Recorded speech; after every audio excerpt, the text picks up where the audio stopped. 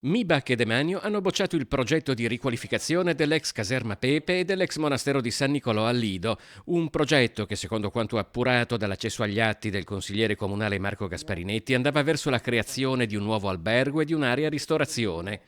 Ed un dibattito seguito con una certa apprensione proprio dal monastero di San Nicolò, dove dal 1998 ha sede il Global Campus of Human Rights, un network di formazione post-universitaria fondato nel 1997 dall'Unione Europea e da 10 università internazionali che hanno istituito il Master europeo in diritti umani e democratizzazione. Il nostro obiettivo è quello di confermare le nostre attività presso il monastero di San Nicolò, che è la sede riconosciuta da tutti i nostri studenti, dai nostri professori, da tutte le nostre università e partner di tutto il mondo come il luogo ideale per lo svolgimento delle attività sui diritti umani.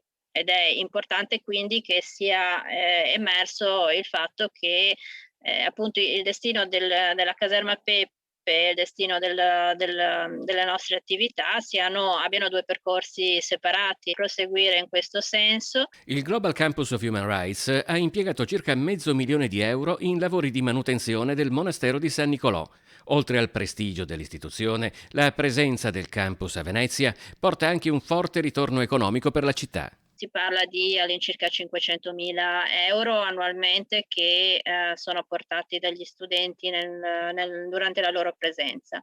Un indotto simile, quindi stiamo parlando di 450.000 €, quindi altrettanti più o meno, si possono riferire ai professori. C'è un indotto ovviamente poi indiretto che è legato alla presenza quindi di uno staff di all'incirca 30 persone di professionisti che lavorano con noi. Se parliamo di fatturato che la nostra associazione, quindi sono fondi prevalentemente dell'Unione Europea che noi utilizziamo e che vengono spesi nella città per la realizzazione delle attività, si parla di circa 3.000.000 €.